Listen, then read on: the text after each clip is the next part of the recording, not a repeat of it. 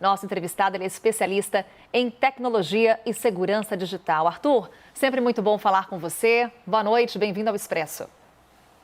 Olá, boa noite. Prazer estar aqui. Arthur, vamos lá. Quando o NACA traz essa informação para a gente, a primeira coisa que eu penso, ou quem acompanha a informação também deve pensar junto comigo, se os nossos dados correm riscos. E a pergunta que eu te faço, correm riscos? Eu entendo que sim. Eu não acho que seja um assunto trivial, então eu concordo com o NACA que a nota ela é muito superficial, então ela não detalha exatamente o que aconteceu. Ela tenta trazer tranquilidade, né? Mas no final das contas, todo vazamento de dados é muito preocupante, porque, veja, por mais que os golpistas não tenham acessado as contas desses usuários ou que não tenham conseguido fazer nenhuma transação, nós temos que lembrar que a grande parte dos golpes são praticados com engenharia social. O que isso quer dizer?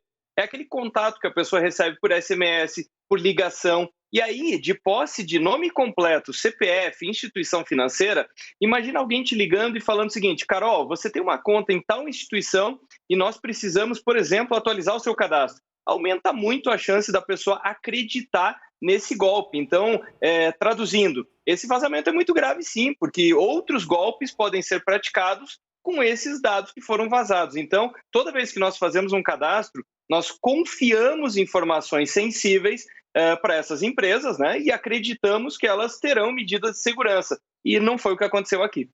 Vem, NACA, com a sua pergunta. Arthur, queria te ouvir sobre o timing dessa informação. O próprio BC disse que o vazamento aconteceu no comecinho de dezembro e hoje é dia 21 de janeiro. Ter quase 2 meses para essa informação vir a público, isso segue as boas práticas ou o Banco Central deveria ter sido mais ágil na divulgação dessa informação?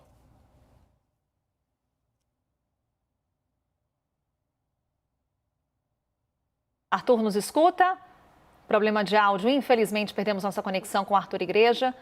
NACA, então vamos bater uma bola aqui enquanto a gente tenta retomar essa conexão com o Arthur Igreja, ele que é especialista em tecnologia, segurança digital, falando que sim, na avaliação dele nossos dados correm riscos e citava ali uma grande preocupação, que de posse desses dados, o usuário pode ser vítima de golpes. Sim. Pergunta que eu vou fazer para ele, mas também eu vou querer te ouvir, NACA, como se prevenir de golpes? Como é que a gente pode ficar atento a um golpista? Então, é interessante porque, normalmente, assim, os especialistas como o Arthur sempre recomendam, a gente não deve clicar em links ou passar em uma informação, um número, um código que a gente recebe por SMS, passar para alguém que te liga. São informações clássicas de como nos proteger. Mas os últimos 2 vazamentos de chaves aconteceram em servidores, em computadores de instituições financeiras.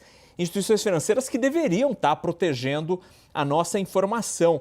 Existe uma lei, a Lei Geral de Proteção de Dados, que prevê punição a quem permite o vazamento de informação que está sob responsabilidade desse CNPJ. Uma empresa, em tese, deveria cuidar dos nossos dados. E o que está acontecendo no Brasil recente é que tem gente que não está conseguindo lidar com isso. E as autoridades, ao mesmo tempo, Carol, têm sido vagarosas, vamos dizer assim, ao encontrar responsáveis e punir quem tem responsabilidade num caso tão grave como esse.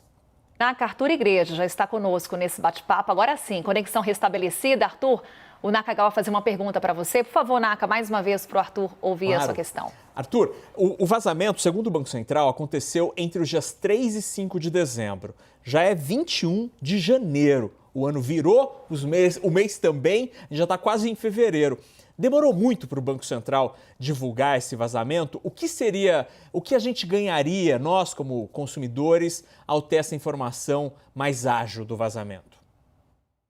Eu entendo que é muito tempo, né? Então, quer dizer, nós não sabemos se esses dados ficaram em posse de hackers, de golpistas, enfim, essa informação ela não está detalhada nessa nota, né?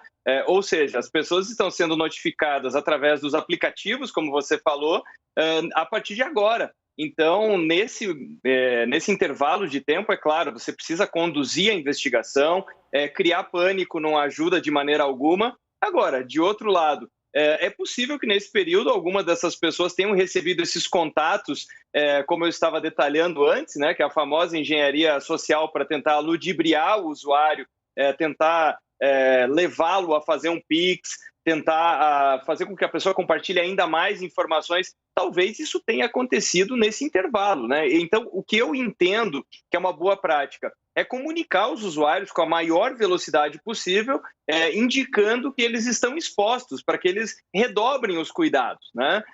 Isso é mais importante do que qualquer coisa. E, num segundo momento, fazer investigação, como você estava muito bem citando, a LGPD é fundamental para que você suba essa barra do cuidado com os dados. Nós temos que lembrar, tem um detalhe muito importante nessa história, que é o seguinte: o vazamento não é do Banco Central e nós não temos falhas no Pix. Só que nós temos que lembrar que tem mais de 500 instituições que fazem a operação do Pix. Então, nós temos os bancos, as cooperativas, fintechs, inúmeras instituições. E essa falha, assim como aconteceu no caso do Banese, foi uma falha em uma dessas empresas, em uma dessas instituições.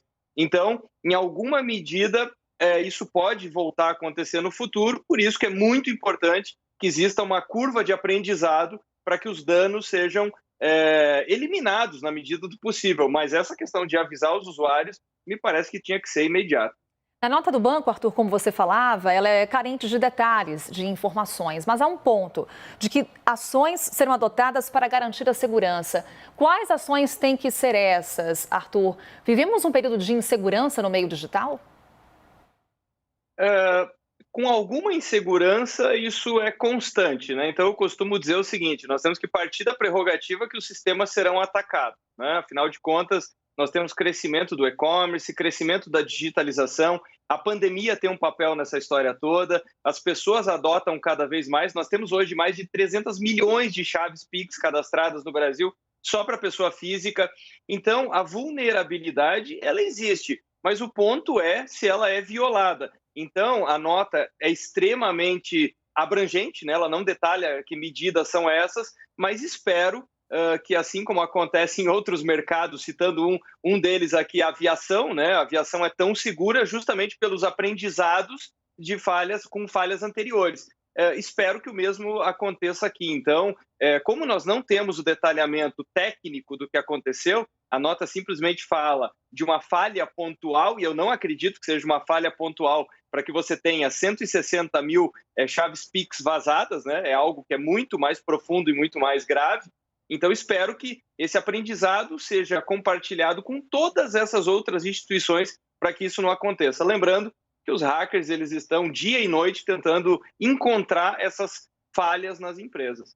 Fernando Nakagawa, para a gente encerrar essa conversa. Arthur, olhando os casos recentes que a gente tem com instituições financeiras, como esses dois casos que você mencionou com as chaves Pix, ou mesmo empresas que tiveram dados sequestrados, né, nesse tipo de ação de ransomware, que os hackers vão lá e sequestram os seus dados.